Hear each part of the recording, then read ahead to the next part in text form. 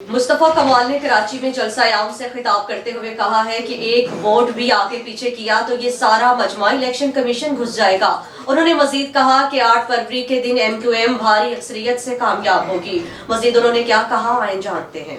कराची वालों, कराची वालों, I love you यार, I love you, trust me, I love you. हमने अपनी बीवी को भी इतने प्यार से लव यू नहीं कहा। कराची वालों, आई लव यू। तुमने 22 अरब रुपए पीपल्स पार्टी के इन्वेस्टमेंट को आज बंद कर दिया।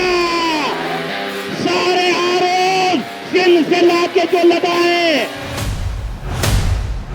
सुन लो, ये मजमा तुम्हारे घर में घुस जाएगा अगर इलेक्शन में एक वोट भी आगे पीछे किया। ये कराची ने आज 21 जनवरी को बता दिया है, 8 फरवरी को इंसान के बच्चे बन के RODRO रखना। इलेक्शन 8 फरवरी को नहीं था, इलेक्शन का दिन आज है, आज है। बोलो MQM जीती या नहीं जीती? हमने ये मुसव्विदा बनाया है।